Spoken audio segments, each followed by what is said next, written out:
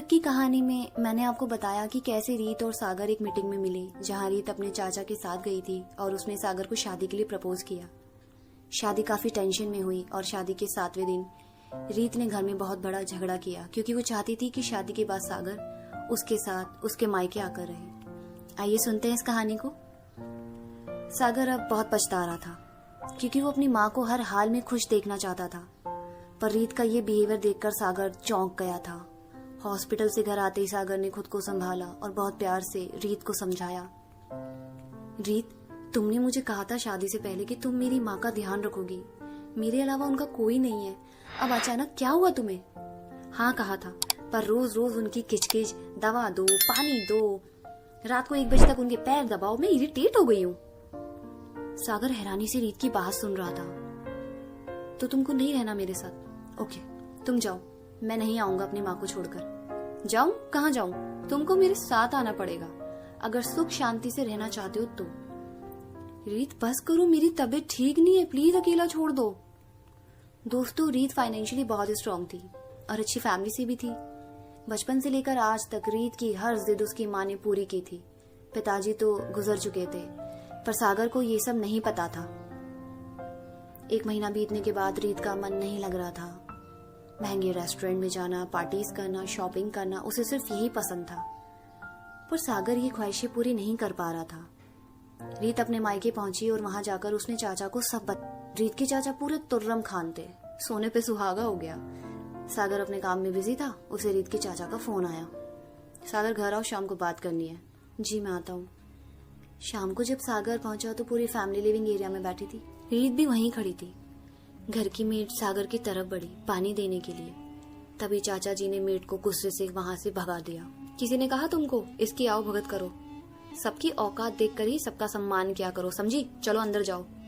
सागर ये सुनकर रीत की तरफ देखने लगा, पर उसने मुंह पीछे फेर लिया। आप बात को बढ़ा रहे हैं चाचा जी, हम गरीब हैं मगर बहुत इज्जत है हमारी। क्यों बुलाया आपने मुझे यहाँ, वैसे ये बताइए। ओए, शादी तेरी से की है, तेरी माँ से नहीं, जो उसकी नौकरानी बन के रहेगी, समझा? सागर रीत की तरफ देखने लगा और रीत ये तमाशा देखे जा रही थी। सॉरी चाचा जी, मैं भूल गया था, मैं खुद ध्यान रख लूंगा अपनी माँ का, मुझे अब रीत की भी जरूरत नहीं।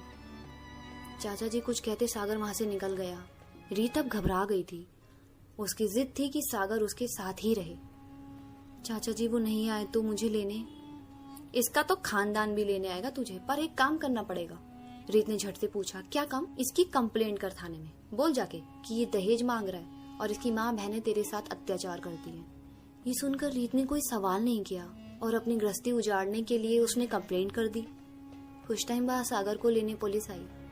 सागर और उसकी बूढ़ी माँ को पुलिस जीप में बिठाकर थाने ले गए।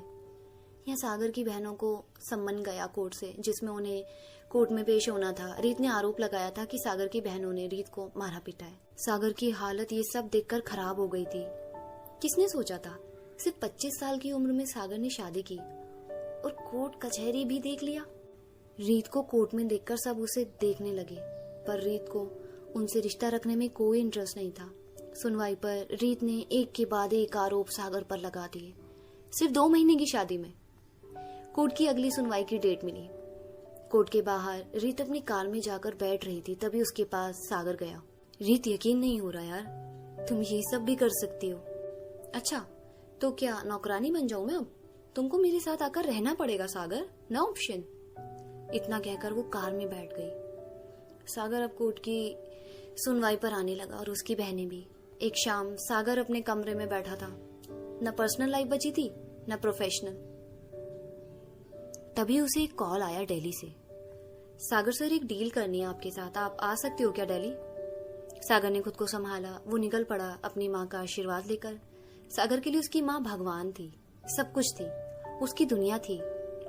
डील हुई, सागर खुश हुआ। उसने सोचा मैं डिवोर्स ही ले लेता हूँ रीत से, सब खत्म, नई जिंदगी की शुरुआत करूंगा, बस माँ और मैं। घर गया तो उसे रीत वहीं मिली। तुम यहाँ क्या कर रही हो? तभी सागर की माँ बोल पड़ी। सागर, खुशखबरी है, रीत माँ बनने वाली है।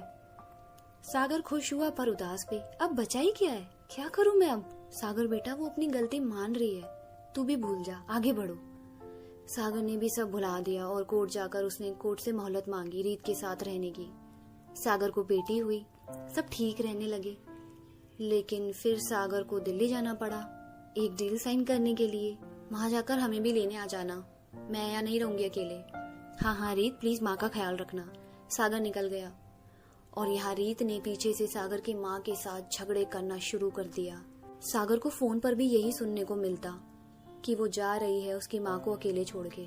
सागर काम नहीं कर पा रहा था। वो दिल्ली में लॉयर से मिला। देखिए मिस्टर सागर, पहले आप एक एक करके अपने केस खत्म करो, फिर हम डिवोर्स फाइल करेंगे। सागर एक गार्डन में बैठा था, पूरी तरह टूट चुका था। शायद ये उसके कर्मा थे। सागर चंडीगढ़ वापस गया। वहां से वो रीत को और अपनी माँ को लेकर दिल्ली शिफ्ट हुआ। सारा काम उसका वहीं था और रोज रोज की किचकिच से दूर रहना चाहता था। तुम अपनी माँ को अपनी बहन के यहाँ छोड़ आओ ना, मुझे तुम्हारे साथ टाइम बिताना है। रीत पागल हो, बहन के ससुराल में वो कैसे रहेंगी और क्यों? तभी सागर की माँ वहां आ गई। मैं रह लूंगी, मुझे भी याद आ रही है रेखा की। तू छोड़ आ, रीत को टाइम दे बेटा।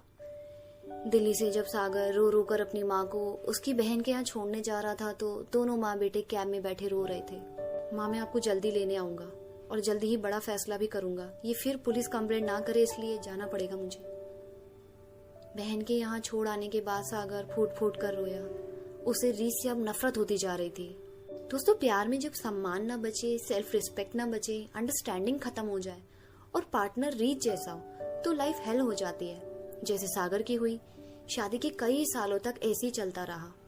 सागर बार बार अपनी माँ को बहन के यहाँ छोड़ के आता और रीत को बहुत मनाता समझाता। शादी के 10 साल तक ऐसे ही चला। सागर के सारे केसेस खत्म हुए। अब सागर अपनी माँ को घर ले आया था। रीत ने फिर बहुत बड़ा झगड़ा किया, या तो ये यहाँ रहेंगी या मैं। रीत ने माँ के ऊपर हाथ उठाया पर सागर ने उसका हाथ पकड़ लिया। जब तुम मेरे सामने ये कर सकती हो तो मतलब मेरे पीछे क्या करती होंगी तुम माँ के साथ? सागर ने रीत को वहीं कह दिया।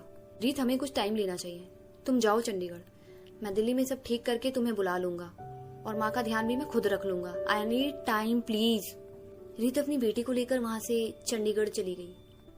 अब सागर रीत के फोन उठाता और साफ कह देता, कोर्ट में मिलेंगे रीत, आई वॉन्ट डिवोर्स। तुम मेरी जिंदगी का बहुत बड़ा दुख बन के आई हो, या ये मेरे कर्मा है, माफ करो, शांति से रहो, कोर्ट से सम्मन आएंगे तुम्हें। कहकर सागर ने फोन काट दिया। रीत यहाँ और पागल हो गई। उसका अफेयर उसी के ऑफिस में काम करने वाले एक लड़के से चल रहा था, पर वो लगातार सागर को फोन करके टॉर्चर करती रहती थी। ये रिश्ता अब लॉन्ग डिस्टेंस पर आ गया था। शादी के 15 साल बीत गए। सागर ने अपनी बेटी का बचपन भी नहीं देखा। दिल में खटास आ चुकी थी। इतना लंबा टॉर्चर सागर झेल रहा था। हर डेट पर कोर्ट जाना। सागर की माँ भी चल बसी। अब उसका कोई नहीं बचा था इस दुनिया में। बहनें ससुराल की थी।